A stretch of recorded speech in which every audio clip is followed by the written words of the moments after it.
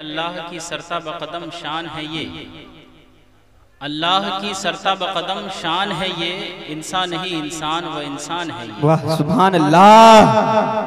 अल्लाह की सरता बकदम शान है ये, इंसान नहीं इंसान व इंसान है ये। और कुरान तो ईमान बताता है इन्हें, और ईमान ये कहता है मेरी जान है। वाह सुभान अल्लाह सुभान अल्लाह। हज़रात गिरामी, मैंने कुरान करीम की मुक़द्दस और मशहूर आयत करीमा तिलावत की कि रब तबारक व तआला कलाम मजीद में इरशाद फरमाता है, लक़द मन्नल्लाहु अलल मुमिनीना इज़ बअसा फ़ीहिम रसूला, जिसका साफ सलेस तर्जमा और अर्थात ही होता है कि बेशक अल्लाह तबारक व तआला ने मोमिनीन पर एहसान फरमाया, दया किया कि उन्हीं में एक रसूल भेजा, उन्हीं में से।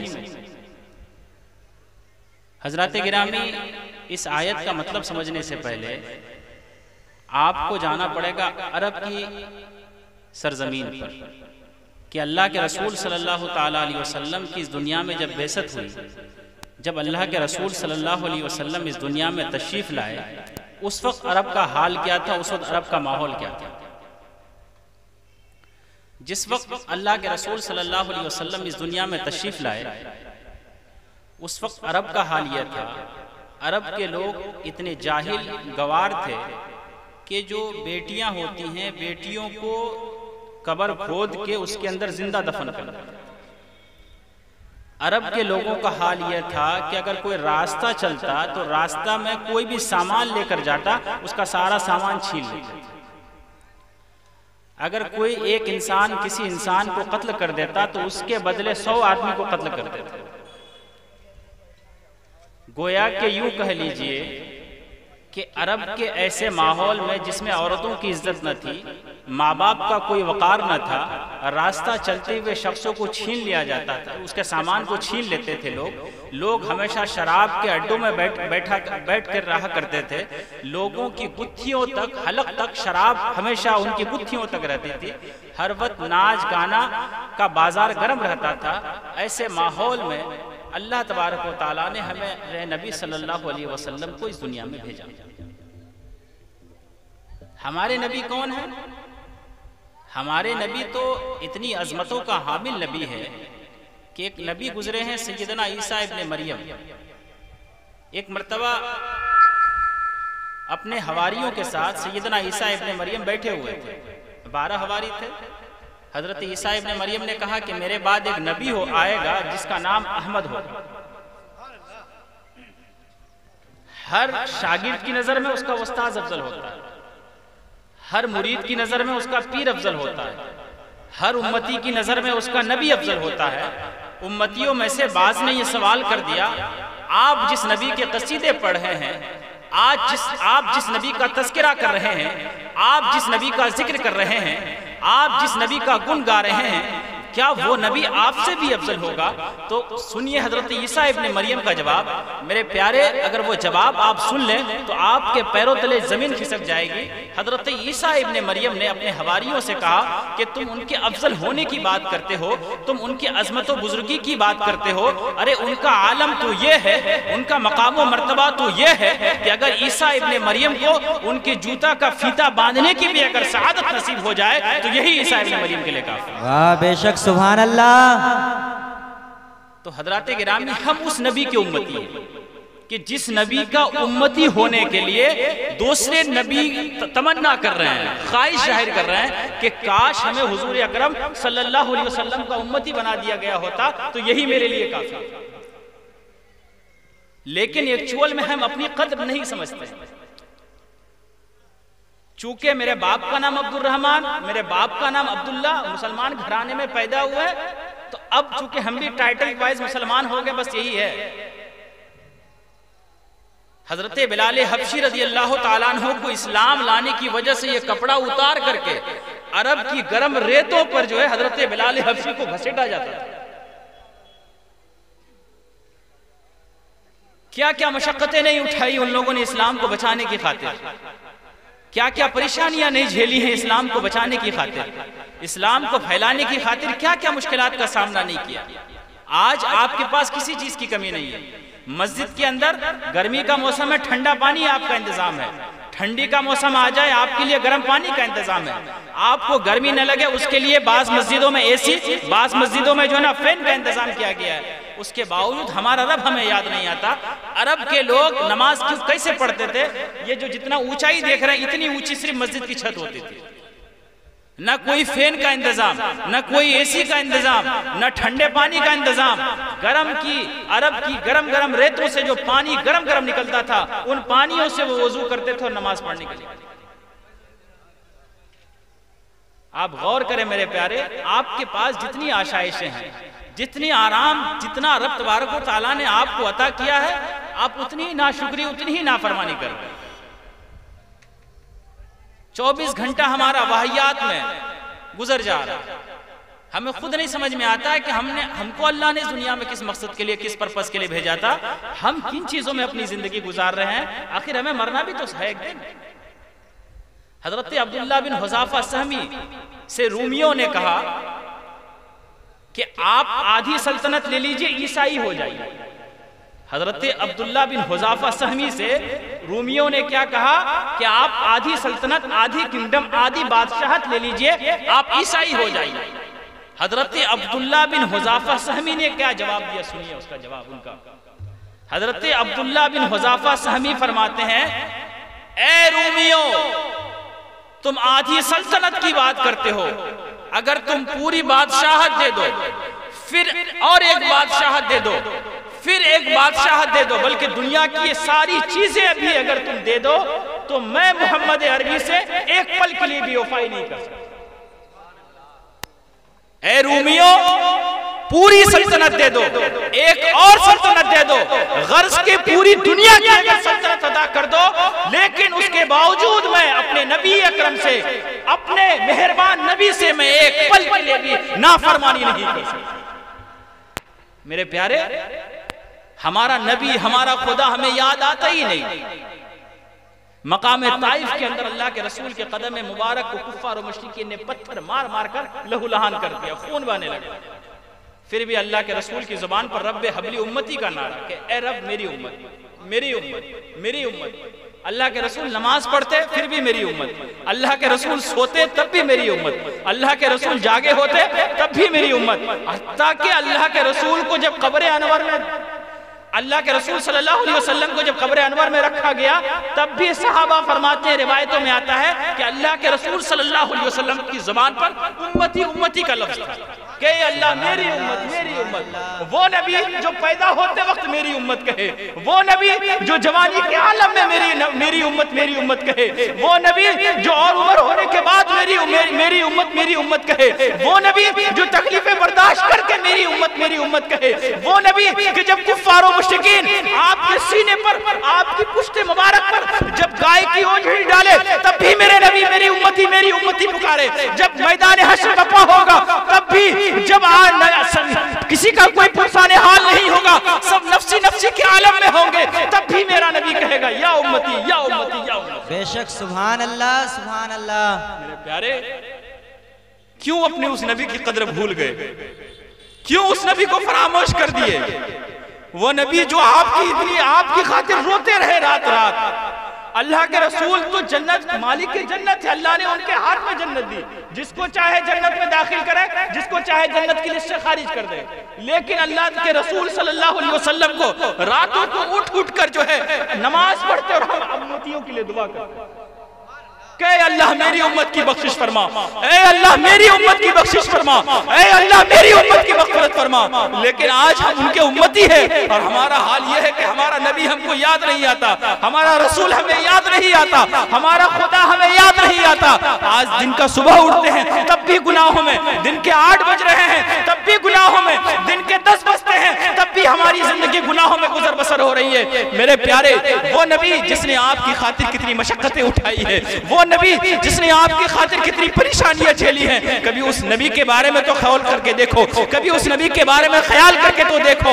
उस नबी का हाल तो ये है कि एक सहाबी रसूल, अल्लाह के रसूल की बारगाह में पहुंचे, कहा, दिखाया अपने पेट को उठाकर, कहा कि देखिए मैंने 2 पत्थर बांधे हुए भूख की वजह से। अल्लाह के रसूल की बारगाह में शिकायत लेकर पहुंचे कि देखिए कि मेरे पेट पर 2 पत्थर बांधा हुआ है भूख की वजह से। अल्लाह के रसूल सल्लल्लाहु अलैहि वसल्लम ने जब अपना कपड़ा उठाया तो देखा सहाबा किराम ने कि अल्लाह के रसूल के पेट के ऊपर जो है 4-4 पत्थर रखे हुए। एक एक हफ्ता तक एक एक खजूर पर गुजारा करते थे, एक एक खजूर पर। आज हम लोग खाना बर्बाद कर देते, फेंक देते। फला डिश पसंद नहीं आता, माँ कहती ये पसंद नहीं करता, दूसरा बना के लाती। बेटा कहता माँ एटा खाबो ना, उसको भी छोड़ देता है। फिर जाके फरमाइश करके ले आता है। गर्ज के जो भी फरमाइश करता है माँ उसकी जरूरत पूरी करती है। वो लोग एक एक खजूर पर गुजारा करते थे मेरे प्यारे। आज आपके पास हर चीज की फरावानी है। क्या नहीं है जो आपके पास नहीं है, लेकिन आपके पास सुकून की लज्जत गायब है। आज मालो दौलत की फरावानी है, हर कुछ है आपके पास, लेकिन सुकून की कमी है। तभी तो शायर ने क्या खूब कहा ना कि न दौलत से, न दुनिया से, न घर आबाद करने से, न दौलत से, न दुनिया से, न घर आबाद करने से दिलों को चैन मिलता है खुदा को याद करने। बेशक सुभान दिलों अल्लाह, को चैन सुभान मिलता है अल्लाह। खुदा को याद करने। अल्लाह ने कुरान पाक में कुलिया अय्युहल काफिरून कहा।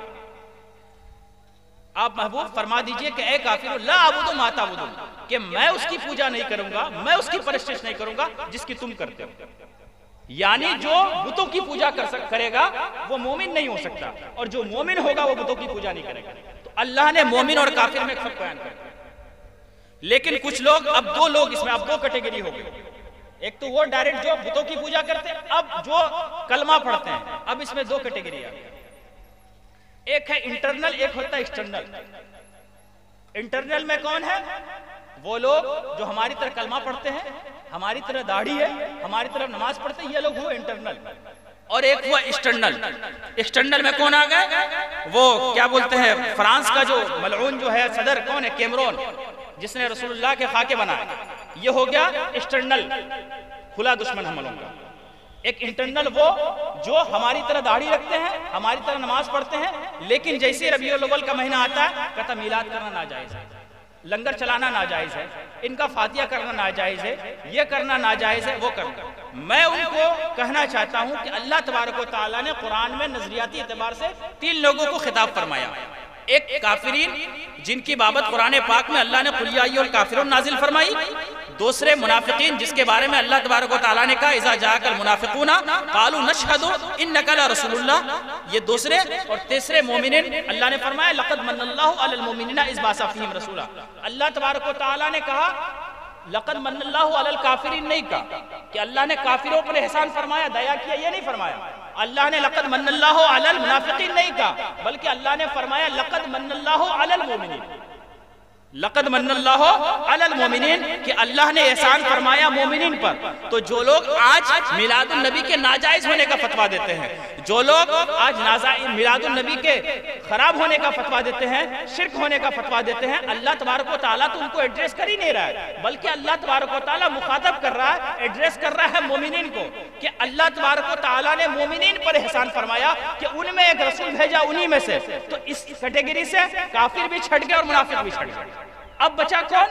मोमिनीन।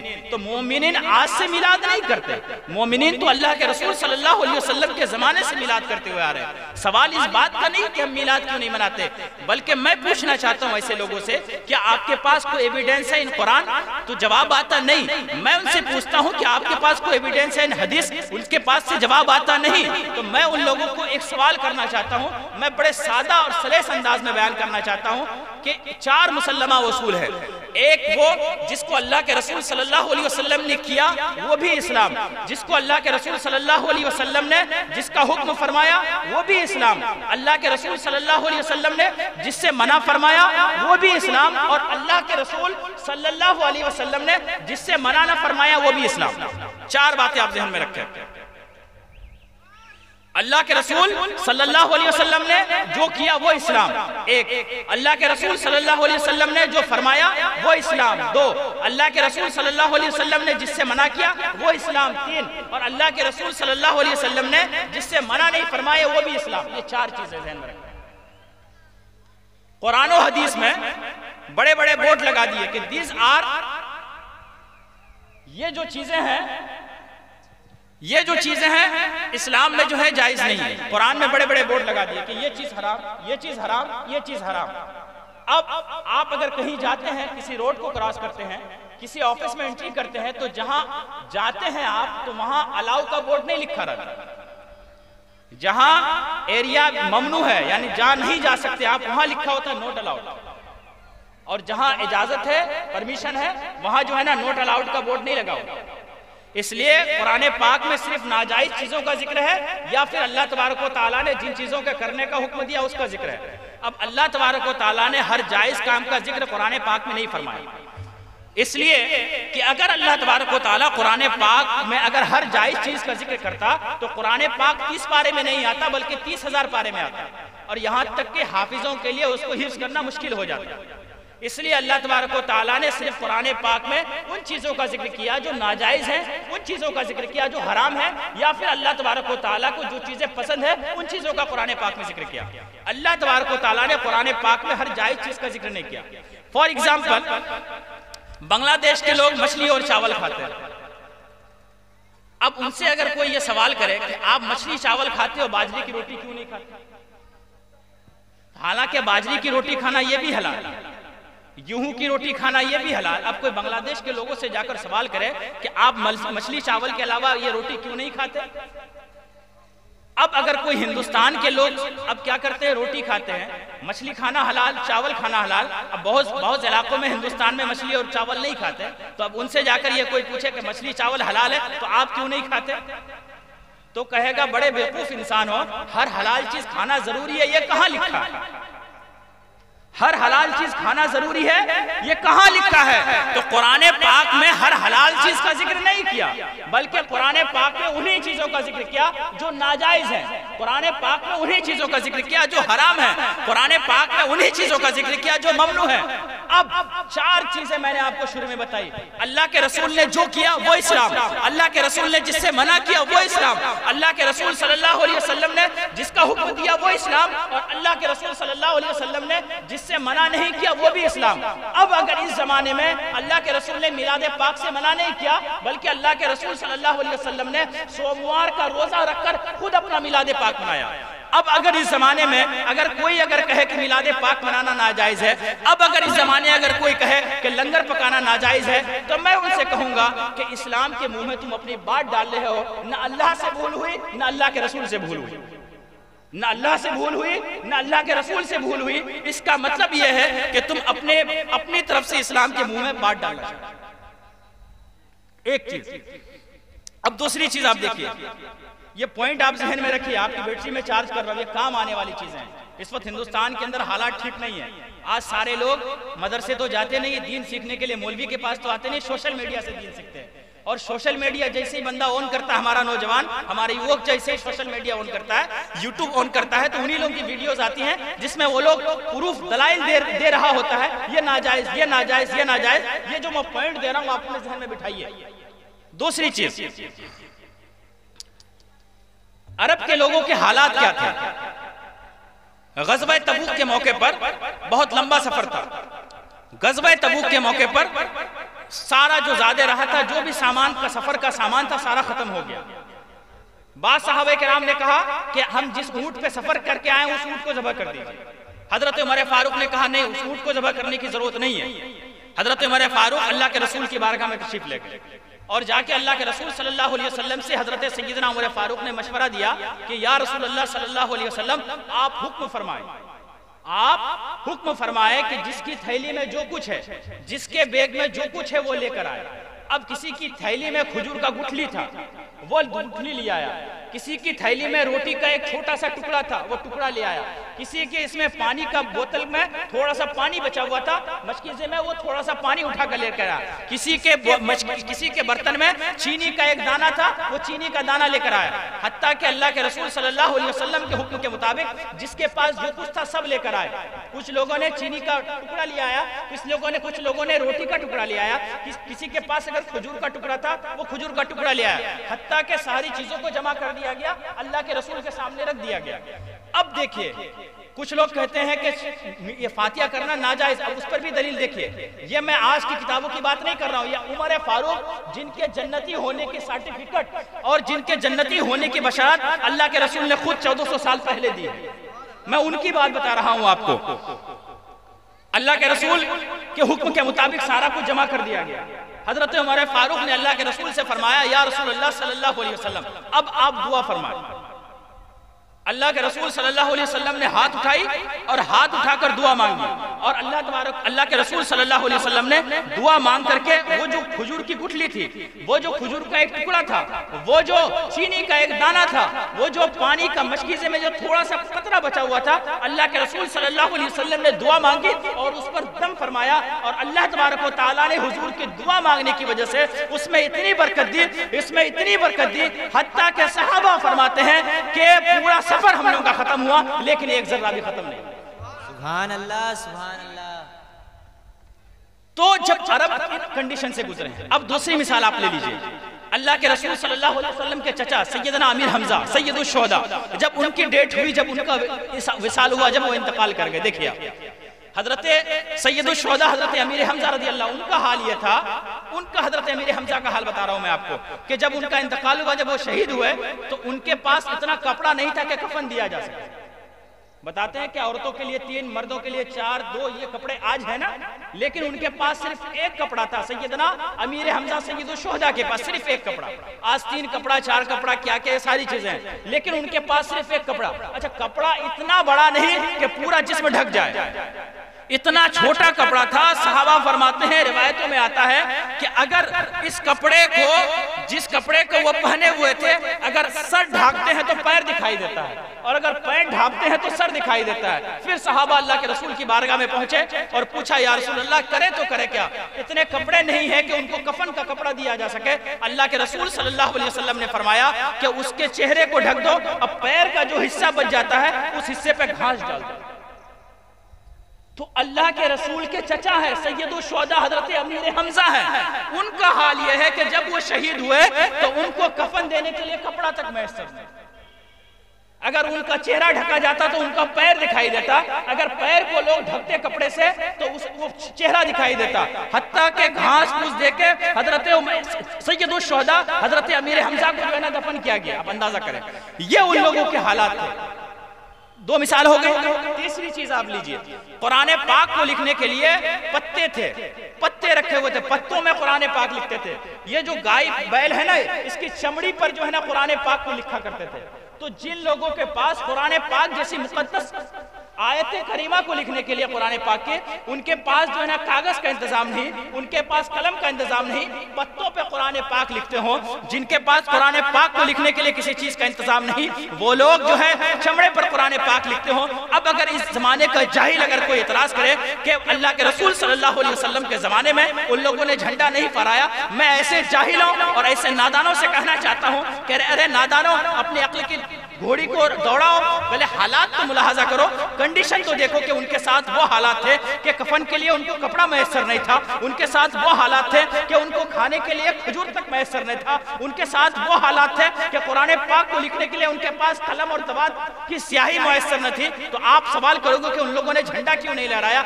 आज अगर आप सवाल करोगे कि उन लोगों ने लंगर क्यों नहीं पकवाया, तो ये तुम्हारी हिमाकत और बेवकूफ़ी और नहीं तो क्या है।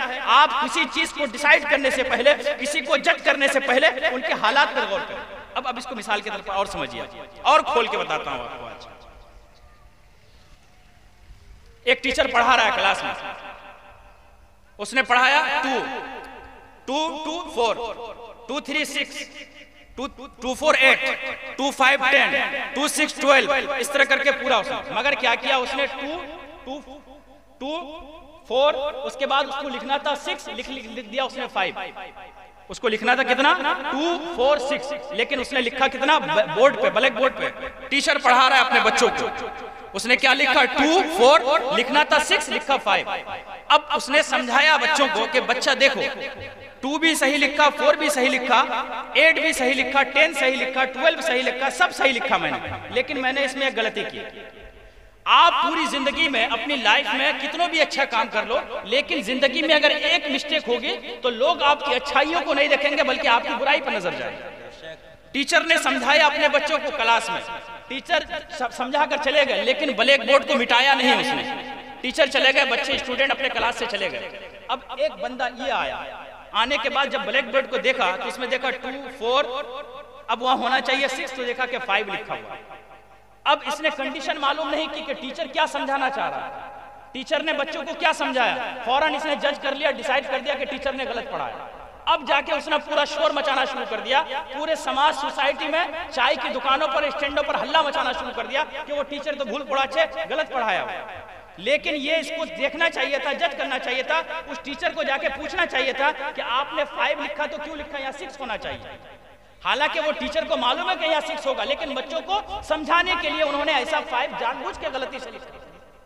तो जिस इंसान ने हालात को देखा नहीं, जिस इंसान ने उस चीज को समझा नहीं, अब अगर वो कहे कि ये गलत है, तो इसमें टीचर की गलती है कि उस समझने वाले की गलती है? टीचर की इसमें कोई गलती नहीं, बल्कि उस बेवकूफ की गलती है कि तुमको पहले हालात, कंडीशन देखनी चाहिए थी कि इन्होंने, टीचर ने जो 5 लिखा ये क्यों लिखा।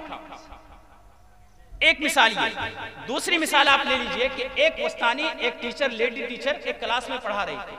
एक स्टूडेंट 2 क्लास का, वो रोजाना फर्स्ट बेंच पे आता, पढ़ता, उसका रोल नंबर 1 था।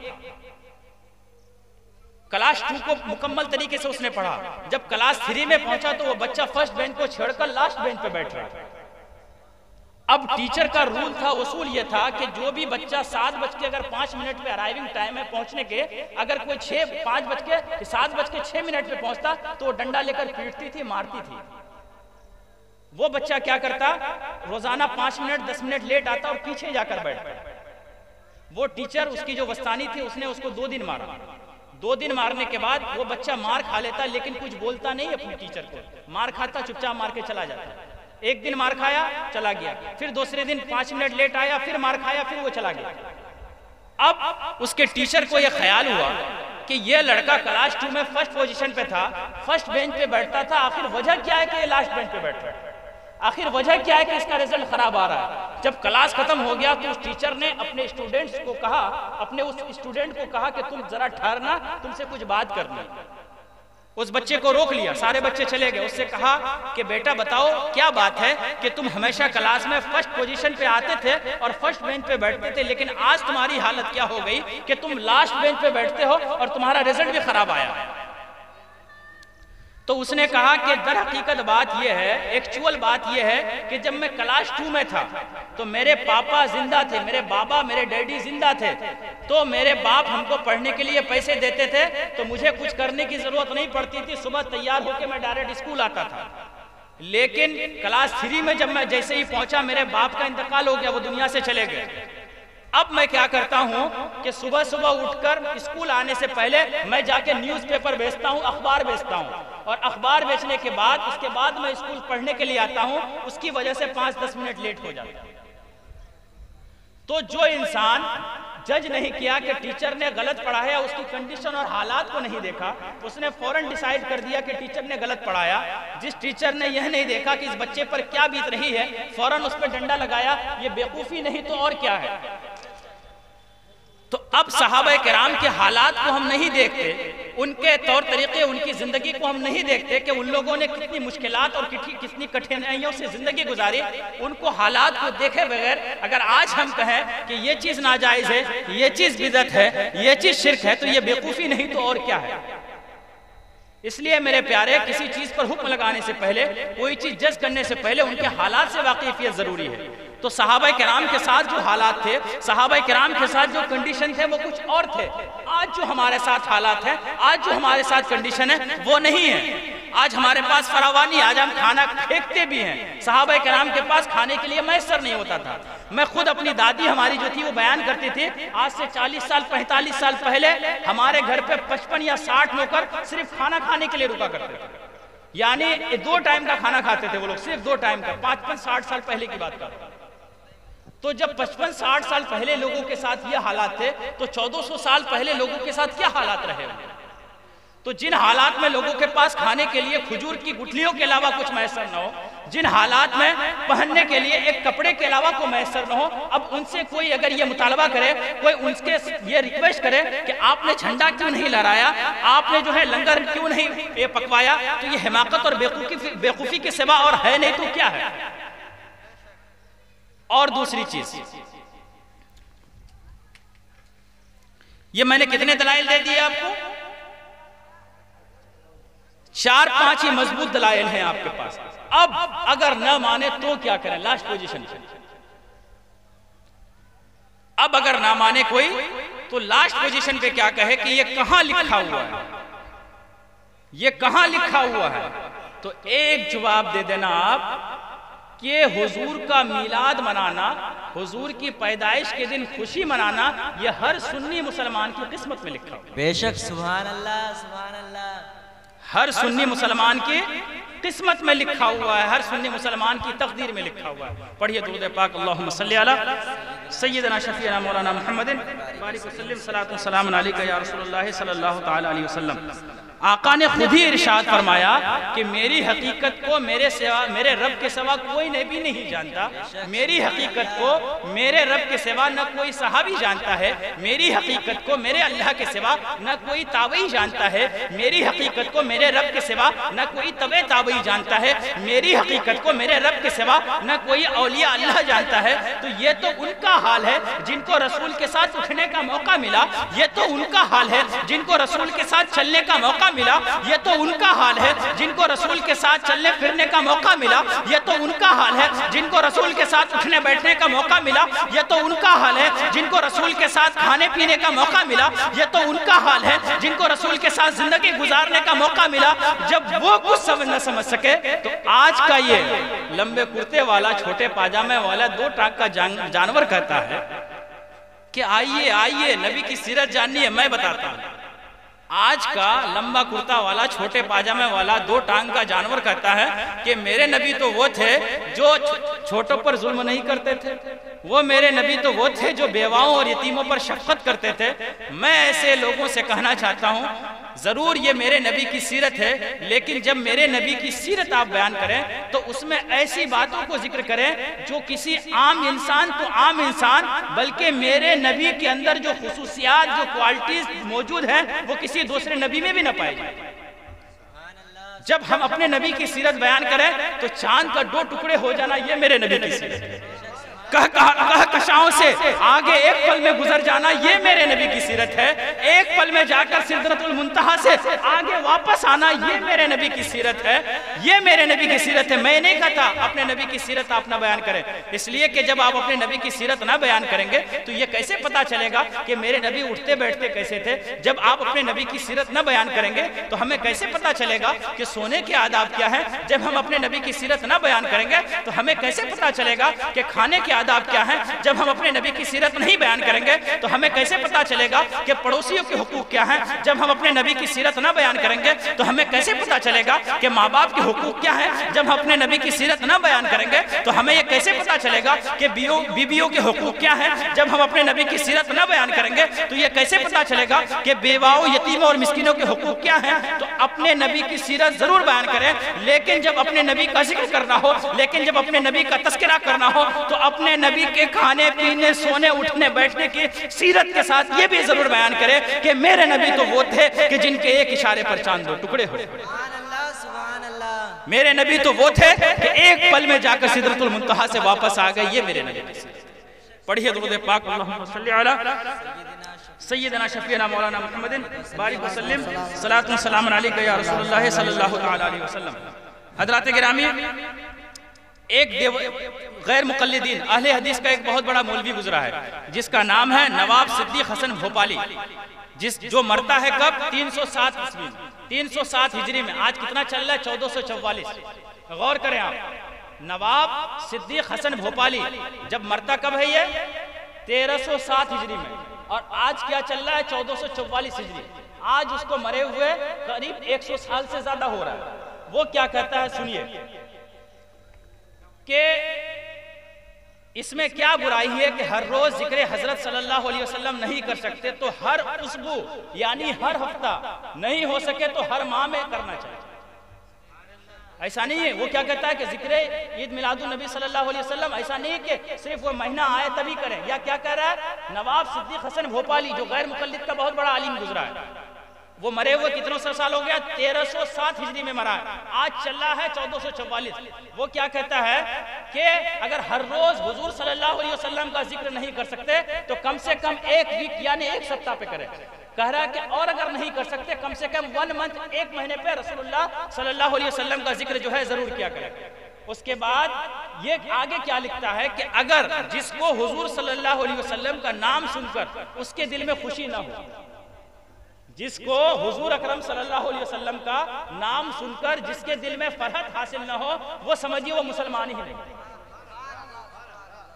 ये कौन कहता है? हमारा सुन्नी मौलवी नहीं कहता, ये गैर मुकल्लिद अहले हदीस का मौलवी नवाब सिद्दीक हसन भोपाली, जो कब मरता है 1307 हिजरी में मर रहा है, आज 1444 हिजरी चल रहा है। नवाब सिद्दीक हसन भोपाली क्या कहता कि जो रसूलुल्लाह सल्लल्लाहु ताला अलैहि वसल्लम के मीलाद का हाल सुनकर खुशी हासिल न हो, समझो कि वो मुसलमान ही नहीं। सुभान अल्लाह, सुभान अल्लाह। आप अंदाजा करें, अब एक तो ये हो गया, अब दूसरा अशरफ अली थानवी जिसके ऊपर कुफ्र का फतवा है। 4 लोग हैं तवागीत अरबा। आज हमारा देवबंदी वहाबियों से जो झगड़ा है, आज ये मीलाद फातिहा को दरगाह और मजार को लेकर नहीं है, बल्कि 4 व्यक्ति है जिसने अल्लाह के रसूल की शान में शदीद गुस्ताखी की। उन लोगों ने अल्लाह के रसूल को गाय बैल से भी बुरा भला कहा। हम लोग इसी वजह से हमारा उनसे इख्तिलाफ है, और हमारा कोई जाती दुश्मनी या जाती इख्तिलाफ नहीं है। उसमें से एक मौलवी अशरफ अली थानवी क्या कहता है, अब देखिए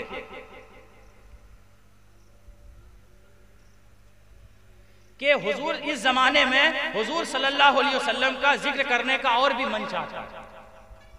इस जमाने में, इस कंडीशन में अल्लाह के रसूल सल्लल्लाहु अलैहि वसल्लम का जिक्र करने का, तज़किरा करने का, याद करने का और भी मन चाहता है। आप अंदाजा करें ये कौन है? मौलवी अशरफ अली थानवी, जिसके ऊपर उलमाए हरमैन ने कुफ्र का फतवा मोहर लगा दिया कि ये काफिर है। वो रसूलुल्लाह के बारे में क्या कहता है कि अल्लाह के रसूल सल्लल्लाहु अलैहि वसल्लम के जिक्र करने का मन जो है करके हमारे दिल को क्या मिलती है? खुशी मिलती है। ये 2 चीज हुआ। एक हो गया, अच्छा, एक दलील ये हो गई, अल्लाह के रसूल सल्लल्लाहु अलैहि वसल्लम ने विलादत की खुशी जो है खुद जो है मनाई, क्या करके? बकरा ज़बह कर।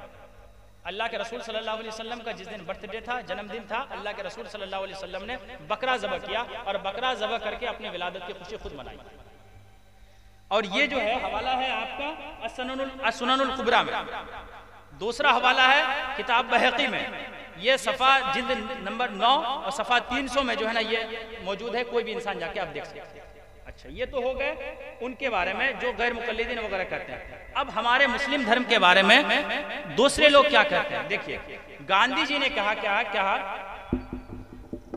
कि इंसानी अजमत को परखने का कोई भी मयार मुकर्रर कर ले, इंसानी अजमत को परखने का कोई भी सूत्र मुकर्रर कर ले, रसूलुल्लाह सल्लल्लाहु अलैहि वसल्लम से बढ़कर इस दुनिया में कोई भी शख्स पैदा ही नहीं। ये कौन कहता है? गांधी जी कहता है। अच्छा, उसके बाद जो है गोंटे जर्मन शायर का है, ये क्या कहता है कि इस्लाम कभी नाकाम हो ही नहीं सकता, क्योंकि इसकी तालीम इंसानी तसव्वुर से बालातर है। यानी इंसान इमेजिन कर ही नहीं सकता इस्लाम के बारे में कि इस्लाम कितना पाक और पवित्र मजहब है। ये कौन कहता है? गोंटे जर्मनी शायर। अच्छा, एक गुजरा है जार्ज बर्नार्ड शाह, ये क्या कहता है कि मोहम्मद सल्लल्लाहु अलैहि वसल्लम एक अजीम हस्ती और सही मानों में इंसानियत के निजात दहिंदा थे, और बरतानिया को चाहिए कि हुजूर सल्लल्लाहु अलैहि वसल्लम को अपना ले, यानी हुजूर सल्लल्लाहु अलैहि वसल्लम को मानना चाहिए। ये जार्ज बर्नार्ड शाह का।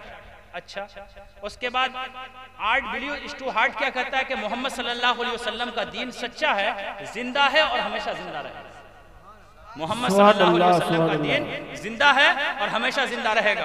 माइकल एच हार्ट क्या कहता है अल्लाह के रसूल सल्लल्लाहु अलैहि वसल्लम के बारे में कि मोहम्मद सल्लल्लाहु अलैहि वसल्लम वाहिद तारीखी हस्ती हैं जो कि मजहबी दुनियावी दोनों एतबार से अच्छे हैं, जो मजहबी एतबार से भी और दुनियावी एतबार से, हर एतबार से क्या है? अल्लाह के रसूल सल्लल्लाहु अलैहि वसल्लम अच्छे हैं। लेन पोल अल्लाह के रसूल सल्लल्लाहु अलैहि वसल्लम के बारे में क्या कहता है कि जमीन पर मोहम्मद सल्लल्लाहु अलैहि वसल्लम जैसा दूर अंदेश और साहिब बसीरत इंसान कोई दिखाई देता ही नहीं। अब अंदाजा करें आप कि ये वो लोग हैं जो रसूलुल्लाह सल्लल्लाहु अलैहि वसल्लम के बारे में इस कदर जो है नजरिया रखते हैं। इन लोगों ने इस्लाम कबूल नहीं किया, काफिर रहे, जिनकी बाबत कुरान पाक में अल्लाह ने कुरान करीम की आयत नाजिल की कुल या अय्युहल काफिरून, ये लोग खुले काफिर हैं। इनके बारे में अल्लाह ने कुल या अय्युहल काफिरून कहा, फिर भी रसूलुल्लाह के बारे में कितना अच्छा अकीदा रखते हैं। अल्लाह के रसूल के बारे में कितनी अच्छी सोच रखते हैं, लेकिन आज हमारी तरह जो लोग दाढ़ी रखते हैं, कुछ लोग हमारी तरफ तो नमाज पढ़ते हैं, अपनी नमाज के जरिए धोखा देते हैं। आज वो लोग कहते हैं कि रसूलुल्लाह का मिलाद मनाना नाजायज है। आज वो लोग कहते हैं कि अल्लाह के रसूल का मिलाद में ये चीज नाजायज है, ये चीज नाजायज है। मैं ऐसे लोगों से कहना चाहता हूं, भाई कोई एक पार्टिकुलर एक इंसान खराब हो ही सकता है, कोई एक इंसान गलत कर ही सकता है। ऐसा नहीं कहता कि आज हमारे लोग जो मिलाद या जुलूस निकालते हैं ये 100% सही कर रहे हैं। बाज बच्चे गलती करते हैं, उसमें बहुत बच्चे को देखा जाता है कि डांस करने लग जाते हैं। ये गलत है, शरीयत इसकी इजाजत नहीं देती, हमारा मजहब इस्लाम इसकी इजाजत आपको नहीं देता। बाज लोग क्या करते हैं, रसूलुल्लाह के दिन को के जन्मदिन को पालन करते हैं, लेकिन पालन करने के बजाय गुटखा खा के चले जाते हैं। आप गुटखा खा के जा रहे हैं रसूलुल्लाह की महफिल सजाने, ये क्या, ये इस्लाम इसकी इजाजत नहीं देता। हम लोग तो अपने मंचों पे, अपने स्टेजों पे जरूर अपने लोगों को बताते हैं, लेकिन अगर कोई बंदा, अगर एक इंसान गलत है तो उसकी वजह से पूरी कम्युनिटी को, पूरे मजहब इस्लाम को, जो मजहब इस्लाम की जो तालीमात है जो 1400 साल से चली आ रही, उसको आप गलत नहीं कर सकते। एक इंसान गलती कर रहा है कि ये चीज गलत है, एड्रेस करके कहिए कि मुसलमानों का ये गलत है। मुसलमानों, जाट बर्नाड शाह ने क्या कहा, जब उसका गुजर जो है एक रास्ते से गुजर हुआ उसका, तो उसने देखा कि एक रास्ते में पत्थर गिरा हुआ, तो उसकी जुबान से बेसाख्ता एक जुमला निकला। उसने कहा कि शायद इस रास्ते से किसी मुसलमान का गुजर नहीं हुआ, लेकिन उसने आखिर में एक जुमला कहा कि रसूलुल्लाह का दीन सच्चा है। जुमला देखिएगा, रसूलुल्लाह, सेंटेंस पे गौर कीजिएगा, वर्ड्स पे गौर कीजिएगा कि रसूलुल्लाह सल्लल्लाहु अलैहि वसल्लम का दीन सच्चा है, लेकिन आज के मुसलमान रसूलुल्लाह के दीन पर नहीं। एक वो ईसाई जिसने इस्लाम धर्म को कबूल नहीं किया, लेकिन इस्लाम के बारे में, रसूलुल्लाह के बारे में उसके नजरियात देखे कितने अच्छे हैं। लेकिन वो लोग जो बज़ाहिर कलमा पढ़ते हैं, लेकिन वो लोग जो बज़ाहिर जो है दाढ़ी रखते हैं, वो इस्लाम के बारे में इंटरनल तौर पर कितनी गंदी गंदी बातें करते हैं। मेरे प्यारे, ऐसे लोगों से आप खुद दूर रहिए और अपने बच्चों को भी दूर रहिए। अब इसका सबसे बड़ा खमियाजा क्यों है? आज अगर आपको कोई एतराज करता है, आप पर अगर कोई सवाल करता है, आप भाग जाते हैं, जवाब नहीं देते। क्यों? इसलिए कि अपने बच्चों को जो चीज आपको ट्रांसफर करनी चाहिए, अपने बच्चों में जो चीज मुंतकिल करनी चाहिए थी, आपने वो जिम्मेदारी नहीं निभाई। आपने अपने बच्चों को पहनने के लिए अच्छा कपड़ा तो दे दिया, आपने अपने बच्चों को खाने के लिए चिकन मटन सब खिलाया अपने बच्चों को, आपने अपने बच्चों को रहने के लिए एसी फैन कूलर वाला मकान तो दे दिया, लेकिन सही मानों में अल्लाह के रसूल ने जो आप पर जिम्मेदारी दी थी, दीन को मुंतकिल करना, इस्लाम और शरीयत को एक दूसरे से ट्रांसफर करना, ये चीज आपने नहीं की। और ये चीज नहीं ट्रांसफर करने की वजह से ये जो इस्लाम पर जो तरह तरह के जो हमले हो रहे हैं आज, इंटरनल हो या एक्सटर्नल हमले, इंटरनल हो यानी हमारे गिरोह के लोग हमारी दाढ़ी रखकर और नमाज पढ़कर धोखा देकर, इंटरनल हो या एक्सटर्नल, रूस का सदर कौन, फ्रांस का सदर कौन, वो मलऊन जो है, वो क्या नाम बताया, कैमरून, वो, ये सारे लोग क्यों इतराज करते हैं? इसलिए कि आज के मुसलमान सिर्फ दाढ़ी भी नहीं रखते। अब अगर 4 लोगों को एक जगह अगर हम खड़ा कर दें, नाम किसी का नहीं मालूम, नाम किसी का नहीं मालूम, सिर्फ 4 लोगों को खड़ा कर दें, लिबास एक, रहने सहने का ढंग एक, हाथों में मोबाइल से तरीका एक, बाल की कटिंग एक, हर कुछ एक, आप डिसाइड नहीं कर सकते कि कौन अब्दुल्ला है, कौन राम है और कौन जो है वो कैमरून है और कौन क्या है। इसलिए कि हमारे अंदर जो चीजें होनी चाहिए थी, इस्लाम की जो सिंबल्स होनी चाहिए थी, इस्लाम की जो अलामतें होनी चाहिए थी, हमने वो खो दिया। आज आजान होती, मोहसिन हय्या अलल सलाह, हय्या अलल फलाह कह रहा है, लेकिन आप स्टैंडों पर बैठकर क्या कर रहे हैं? हालांकि होना यह चाहिए था कि जैसे ही आपके कानों पर आजान आ जाए, चाय अगर आधी पिए तो चाय फेंक के चलिए, पहले रब की तरफ से बुला हुआ है, रब बुला रहा है ना, कोई आम इंसान तो आपको आवाज नहीं दे रहा। आपको आवाज किसकी तरफ से आ रही है? हय्या अलल सलाह, हय्या अलल फलाह, आओ कामयाबी की तरफ, आओ कामयाबी की तरफ, कामयाबी की तरफ। मोजिन चीख चीख कर, चिल्ला चिल्ला कर कह रहा है, हय्या अलल सलाह, हय्या अलल फलाह, आओ कामयाबी की तरफ, आओ कामयाबी की तरफ। लेकिन आप समझते हैं कि चाय की प्याली में कामयाबी है? आप समझते हैं कि ज्यादा पैसे धन दौलत हो जाए इसी में कामयाबी है? नहीं मेरे प्यारे, एक दिन ऐसा आएगा कि सारी मालो दौलत, सारे घर मकान, सारी जायदाद, सारी चीजें छोड़कर जो है आप चले जाएंगे, आपको कोई पुरसाने हाल नहीं है। आज लोगों की कंडीशन ये है, आज लोगों के हालात में कोई हवाई फायरिंग नहीं कर रहा, जो प्रैक्टिकल में देख रहा हूँ, जो एक्सपीरियंस हो रहा है, मैं देख रहा हूँ कि 40 दिन के बाद कोई लड़का अपने माँ बाप को पूछता भी नहीं। हत्ता के अपने बच्चों को आपने इस कदर गवार और जाहिल बना के रखा है कि उसके अंदर इतनी शक्ति भी नहीं है कि अल्हम्दो पढ़कर आपके नाम के लिए दुआ कर सके। ये हालात हम मुसलमानों के साथ हैं। हम लोग इल्जाम डालते हैं दूसरों पर, ये है वो है, लेकिन हम अपने अंदर भी तो गौर करें, हम लोगों के हालत क्या है, कंडीशन क्या है। आज हमारे हालत ये है, पूछ ले अगर कोई, एक केबीसी जो है ना, वो अमिताभ बच्चन कोई ये चलाता है, शो चलाता है, उसमें अल्लाह के रसूल सल्लल्लाहु अलैहि वसल्लम के बारे में जो है किसी एक सवाल किया गया, मुस्लिम बच्चा जो है केबीसी के हॉट सीट पर बैठा हुआ था, उसने वो जवाब नहीं दिया। और वही एक बच्चा नहीं है, बल्कि आज इस महफिल में क्या, इस समाज के अंदर हजारों मुस्लिम ऐसे बच्चे होंगे जो लोग क्या करते हैं, ये चीज जो है ना, इस पे ध्यान नहीं देते। आज गांव के अंदर मर्डर सरदार है, जो मर्डर सरदार लड़का लड़की को लेके भाग जाए, उसका विचार 10 मिनट के अंदर बुला लेता है। जो मर्डर सरदार किसी के छिनताई चोरी हो जाए, 20 मिनट के अंदर गांव वाले को, पूरे लोगों को जमा कर देता है कि आज के विचार ऐसे सबाई के थाट पे हो गए। क्या अगर वो एक एजेंडा इसका अगर छोड़ दे कि हमारे समाज में बेनमाजी ज्यादा पैदा हो गए, वो मुफ्ती जो लड़का लड़की का विचार कर सकता है, वो लड़की जो किसी के चोरी हो जाए उसको सच को सच, गलत को गलत साबित कर सकता है, क्या मुफ्ती ये तरीका नहीं बता सकता कि लोगों को इस्लाम की तरफ और नमाज की तरफ कैसे लेकर आया जाए? लेकिन हमारी ये सोच ख्वाबो ख्याल में आता ही नहीं। हमने सोचा बस दुनिया कमाओ, दुनियादारी ही हर कुछ है, बस यही नहीं मेरे प्यारे। आप जब मर जाएंगे, लोग दफन करके आएंगे, अभी मिट्टी दे के आएंगे, अभी हिसाब, हश्र नशर, किताब वगैरह कुछ नहीं, सिर्फ मिट्टी देकर आएंगे। हुआ क्या कि आप लोगों की हमारी निगाहों के सामने थे, हमारी चौक के सामने थे, मरे आप, इंतकाल किए, सफेद कपड़ा पहनाया, नहलाया, ले जाके सिर्फ आपको मिट्टी डाले आपके ऊपर, बस और कोई काम नहीं किए भी, सिर्फ आपके ऊपर मिट्टी डाले।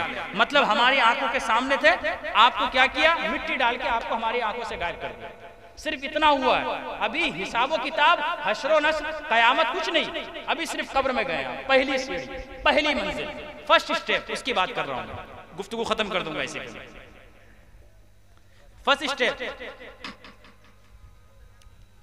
अभी कब्र में आप उतरे हैं, अभी कुछ नहीं हुआ आपके साथ। हिसाबो किताब, हश्र नस्र, जजा सजा, किसका आपने माल हड़प कर खाया है, किसको आपने दुख पहुंचाया है, किसकी जमीन हड़प कर खाई है, किसकी गीबत की है, किसकी चुगलखोरी की है, अभी ये सब का कुछ नहीं होना आपके साथ। सिर्फ यही, आप मरे, इंतकाल की, आंख बंद हुई, सिर्फ आंख बंद हुई, घर वालों ने, मुअज्जिन ने ऐलान कर दिया, गांव के इमाम ने ऐलान कर दिया मस्जिद से, उमुक जन मारा गया, नमाज जनाजा 3 टाते हो गए, इन्ना लिल्लाहि व इन्ना इलैहि राजिऊन पढ़ा, लोगों ने गए, नमाज जनाजा हुई, दफन किया आपको, बस लोग घर आए। बाज रिश्तेदार अभी अपने घर को भी नहीं पहुंचे, बहुत लोग दूर से आए, 10 किलो 15 मीटर, अभी घर नहीं पहुंचे, बाज लोग अपने घर को नहीं पहुंचे, सिर्फ आपके ऊपर क्या किया, सिर्फ मिट्टी डाला, सिर्फ मिट्टी आपके ऊपर डाला। अब देखिए अब क्या होगा। हदीस पाक में आता है, अल्लाह के रसूल सल्लल्लाहु अलैहि वसल्लम इरशाद फरमाते हैं, जो एक वक्त की नमाज जानबूझकर छोड़ेगा, अब गौर करें, एक वक्त की नमाज जानबूझकर छोड़ेगा। इसी बाबत एक वाकया और सुन ले आप, मैं गुफ्तगू अपनी समेट दूंगा। एक ऊंट काफी ज्यादा रो रहा था, खूब रोया, तो उसके मालिक ने परेशान कि क्या बात है भाई, खूब रो रहा है, कोशिश किया, खाना ले जाकर दे रहा है तब भी रोता, पानी ले जाकर देता फिर भी रोता, खूब तो अल्लाह के रसूल की बारगाह में आकर शिकायत की, या रसूलुल्लाह सल्लल्लाहु अलैहि वसल्लम, मेरा ऊंट बहुत ज्यादा रोता। अल्लाह के रसूल ने पूछा क्या बात है, तुम उसको खाना नहीं देते? कहा नहीं देता तो हूँ। कहा तुम उसे पानी नहीं पिलाते? कहा नहीं पानी भी देता हूँ। कहा क्या तुम उस पर सामान ज्यादा लाते हो? कहा नहीं या रसूलल्लाह ऐसी कोई बात नहीं, मैं उस पर खाना ज्यादा देता हूँ, ये न बहुत ज्यादा डालता हूँ, उसको खाना भी टाइम पे देता, पानी भी उसको सही से पिलाता हूँ। तो कहा आखिर माजरा क्या? अल्लाह के रसूल ने फरमाया आओ उसको मेरी पास लेके। अल्लाह के रसूल की बारगाह में जब वो ऊँट लाया गया, अल्लाह के रसूल सल्लल्लाहु अलैहि वसल्लम ने उस ऊँट से पूछा, ए ऊँट तेरा माजरा क्या है, तेरी कंडीशन क्या है, तू रोता क्यों है, तेरी आंखों से ये आंसू छम छम क्यों बरस रहा है, आखिर रीजन फैक्टर सबब है क्या, क्यों रोता है? अब देखिए ऊँट क्या जवाब देता है। ऊँट से अल्लाह के रसूल ने पूछा क्या बात है, क्या तेरा मालिक तुझे खाने के लिए खाना नहीं देता? कहा नहीं या रसूलल्लाह खाने के लिए खाना भी तो टाइम पे देता। कहा पानी नहीं देता? कहता पानी भी पिलाता। कहा ज्यादा सामान लाता? कहा नहीं या रसूलल्लाह ऐसी कोई बात नहीं, सामान भी ज्यादा। तो अल्लाह के रसूल ने पूछा है ऊँट ये तो बता कि आखिर तू रोता क्यों है, तेरी आंखों से ये छम छम आंसू क्यों बरसते? तो अब देखिए उस ऊँट का जवाब सुनिए। उस ऊँट ने कहा, या रसूलल्लाह सल्लल्लाहु अलैहि वसल्लम, बात दर हकीकत यह है कि ये जो मेरा मालिक है, यानी जिसकी निगरानी में मैं हूँ और जो मुझे पालता पोसता है, इसकी हालत यह है कि ये ईशा की नमाज पढ़े बगैर सो जाता है।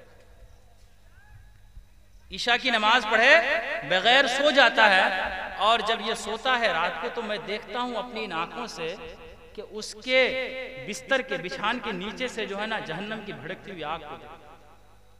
और जब मैं जहन्नम की भड़कती हुई आग को देखता हूं तो मुझे बर्दाश्त नहीं होता, और जब मैं बर्दाश्त नहीं कर पाता हूं तो मेरी आंख से आंसू निकलते हैं।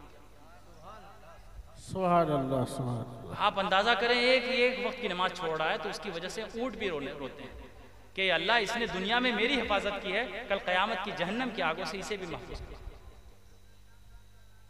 अब एक वक्त की नमाज छोड़ेगा, अल्लाह के रसूल क्या फरमाते हैं? फरमाने नबी सुनिए, ये किसी मौलवी की जबान नहीं है बल्कि अल्लाह के रसूल का फरमान सुना रहा है। क्या फरमाया अल्लाह के रसूल सल्लल्लाहु अलैहि वसल्लम ने कि जब इंसान मरता है, मरने के बाद अभी उसको लोग क्या करते हैं? कब्र में ले जाकर दाखिल करते हैं।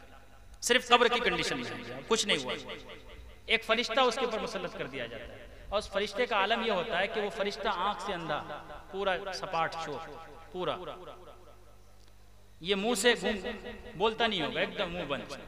ये कान है, कान से भी बढ़ा होगा, पूरा कान जो है ना उसका बंद। ये तीन हालत होगी उस फरिश्ते की, मुंह से गूंगा, आंख से अंधा और कान से बाढ़ा, यानी सुनता नहीं। उस फरिश्ते को अल्लाह तबारक व तआला मुसल्लत करेगा। अच्छा, उस फरिश्ते का काम क्या होगा? उसकी ड्यूटी क्या होगी उस फरिश्ते की? उस फरिश्ते की ड्यूटी यह है, हदीसों में ये सारे अल्फाज हैं, उस फरिश्तों की ड्यूटी यह है कि वो फरिश्ता क्या करेगा कि एक लोहे का गुर्ज उसको दिया जाएगा, हथौड़ा जिसको बोलते हैं, और उस लोहे के हथौड़े से जो बेनमाजी होगा, सिर्फ एक वक्त की नमाज छोड़ेगा, उसको क्या करेगा? वो उस लोहे के गुर्ज से मारेगा। जितनी ताकत है उसके अंदर, जितना जोर है, वो पूरी ताकत से क्या करेगा? वो मारेगा। अब देखते होंगे आप कि जो इंसान कान में हेडफोन लगा लेता है ना, ईयरफोन लगाता है, उसको लगता है कि हम बहुत धीरे बोलते हैं, लेकिन वो जब बोलता है ना तो लोगों को क्या लगता है कि हम वो खुद को लगता है, उसको एहसास होता है, फील करता है कि हम बहुत धीरे बोल रहे हैं, लेकिन वो बहुत ज्यादा जोर से बोल रहा होता है। लोग फिर उसको बोलते हैं कि धीरे बोलो, धीरे बोलो, लेकिन उसको लगता है कि हम धीरे बोलो। तो इंसान जो कान से क्या होगा? बहरा होगा। अब क्या होगा? वो बरसाएगा तो और जोर से बरसाएगा, उसकी और ताकत का इस्तेमाल करेगा। अब वो पूरी ताकत जितनी होगी उस फरिश्ते के अंदर, उस लोहे के गुर्ज से इंसान को मारेगा। अब मारेगा तो उसकी इंसान की कंडीशन और कैफियत क्या होगी? अब हदीस के बाद बता रहा हूँ, हदीस के अल्फाज से। चना दाना जो बादाम होता है ना, मटर जो होता है, उसको अगर किसी इसके ऊपर रखकर, अगर इसी के ऊपर रखकर, अगर किसी लोढ़िया जिसको बोलते हैं ना, जिससे मसाला पीसते हैं, उसके जरिए अगर मारा जाए तो क्या हो जाता है? टुकड़ा टुकड़ा टुकड़ा टुकड़ा हो जाता है, जर्रे जर्रे हो जाते हैं, बिखर जाते हैं, अलग अलग हो जाते हैं। अब इंसान की कंडीशन और हालत यही हो जाएगी कि पूरा टुकड़ा टुकड़ा जिस्म का, आज तो कितने खूबसूरत है ना सारी चीजें, ये सब अलग अलग हो जाए, नाखून अलग, गोश्त अलग, इसका गोश्त अलग, यहाँ का अलग, यहाँ का अलग, सारी चीजें बिखर जाएंगी, फिर अलग हो जाएगी। फिर अल्लाह के रसूल सल्लल्लाहु अलैहि वसल्लम फरमाते हैं कि अल्लाह फरिश्तों को हुक्म देगा कि इसको जमा करो, जो पार्ट पुर्जे उधर चले गए थे, उधर चले गए थे, उधर चले गए थे, उधर चले गए। अच्छा, आज अगर कोई ट्रेन से कटकर एक्सीडेंट होता है तो कुछ पार्ट मिलते हैं, कुछ गायब हो जाते हैं, मिलते भी नहीं, लेकिन अल्लाह की नजर से तो कोई चीज गायब नहीं होना। एक पार्ट में गायब होगा, फिर उसको ज्वाइन करने का मिलेगा, फिर पूरा जोड़ा जाएगा, और किस तरह हो जाएगा? फिर इसी तरह हो जाएगा, फिर जो है ना उसके ऊपर फिर फरिश्ता घुस मारेगा लोहे से। यही हालत जब तक कयामत कायम नहीं हो जाती, जब तक सैयदना इसराफिल अलैहिस्सलाम सूर नहीं फूंकते, तब तक जो है ना इंसान के साथ यही हालत होती रही। ये तो ये हुआ। अब इंसान के ऊपर साथ में एक सांप भी दिया जाएगा, एक सांप मुसल्लत कर दिया जाएगा। अब उस सांप की कंडीशन क्या है? उस सांप के बारे में आता है कि गधा, जो डंकी होता है ना गधा, उस गधे के बराबर जो है ना वो मोटा होगा, उस गधे के बराबर क्या होगा? नहीं, उसके बराबर जो है क्या होगा? वो हाँ मोटा होगा। और बख्ती जो ऊंट है उसके बराबर जो है ना वो लंबा होगा, यानी यहां से लेकर वो साहब जो बैठे हैं वहां तक जो है ना इतना वो और इतना मोटा होगा वो सांप, उसके ऊपर मुसल्लत कर दिया जाए। एक सांप नहीं, दो सांप नहीं, तीन सांप नहीं, बल्कि हदीस पाक में आता है 99 सांप उसके ऊपर मुसल्लत कर दिया। और वो सांप इतना ये होगा, इतना खतरनाक सांप होगा, इतना खतरनाक सांप होगा कि उसके बारे में हदीस पाक में आता है कि वो सांप अगर एक मर्तबा अगर फूंक मार दे, ऐसे फूंक मार दे, अगर फूंक मारने की वजह से जितने लोग हम लोग बैठे हुए हैं इस दुनिया के अंदर, ये जितने घास फूस है, जितने जानवर हैं, उसके सिर्फ एक फूंक मारने की वजह से सारे लोग जलकर राख हो जाए। इतना मुश्किल अजाब अल्लाह तबारक व तआला देगा आपको कब्र के अंदर सिर्फ एक वक्त नमाज छोड़ने की वजह से। एक बात हमेशा याद रखें, जब इंसान कोई किसी से मोहब्बत करता है और जब उससे उसको नफरत होती है तो नफरत भी बेइंतहा करता है। अल्लाह तबारक व तआला हमसे मोहब्बत 70 माओं से ज्यादा करता है। इंसान पूरी जिंदगी अगर माँ की खिदमत करे फिर भी माँ के एहसान का बदला नहीं चुका सकता। तो जब इंसान अपनी माँ के एहसान का बदला नहीं चुका सकता तो जो रब 70 माओं से ज्यादा मेहरबान है, जो रब 70 माओं से ज्यादा करीम है, क्या उस रब के एहसान को कोई चुका सकता है?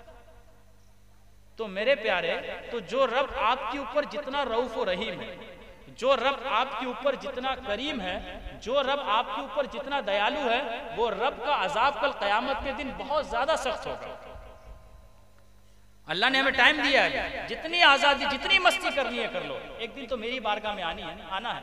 हम पढ़ते हैं इन्ना लिल्लाहि व इन्ना इलैहि राजिऊन कि हम अल्लाह के लिए अल्लाह की तरफ पलटने वाले हैं, लेकिन इसके माने पर गौर नहीं करते, कभी इसके मतलब पे गौर नहीं करते। मेरे प्यारे, उस आखिरत को याद करो जिस आखिरत में आपको लौट कर फिर जाना है। उस दुनिया की ये जिंदगी चंद दिनों की जिंदगी है और एक पल का भरोसा नहीं है। आदमी पानी है बुलबुला का, समझ में आ रहा है? जिंदगानी का एक जो है एक पल के लिए भी इंसान का क्या है, भरोसा नहीं है। उसी के लिए तो शायर ने क्या कहा ना कि दुनिया के ऐ मुसाफिर मंजिल तेरी कब्र है, दुनिया के ऐ मुसाफिर मंजिल तेरी कब्र है, दुनिया के ऐ मुसाफिर मंजिल तेरी कब्र है। ये 2 दिन का एक सफर है ना, तय कर रहा है जो तू 2 दिन का एक सफर है। तो मेरे प्यारे, उस रब को याद करें, उस रब की बारगाह में लो लगाएं। आखिर में शायर क्या है, खूब कहता है कि छोड़ के आपका दामन रहमत आका हमसे भूल हुई, छोड़ के आपका दामन रहमत आका हमसे भूल हुई, खोदी अपनी कदर व कीमत आका हमसे भूल हुई, और बन के सीमो जर के बंदे तन के उजले मन के गंदे, लुट गई हमसे फ़क्र की दौलत आका हमसे भूल हुई। और आखिर में शायर कहता है कि या रसूलुल्लाह सल्लल्लाहु अलैहि वसल्लम, इल्तिजा कर रहा है, रिक्वेस्ट कर रहा है अल्लाह के रसूल की बारगाह में, सारी दुनिया से ठुकराए हुए हैं, सारी दुनिया से ठुकराए हुए हैं, तेरे दर पे आए हुए हैं, खोल दे अपना बाब रहमत आका हमसे भूल हुई, खोल दे अपना बाब रहमत आका हमसे भूल हुई। वमन बलाग। अस्सलामु अलैकुम व रहमतुल्लाहि।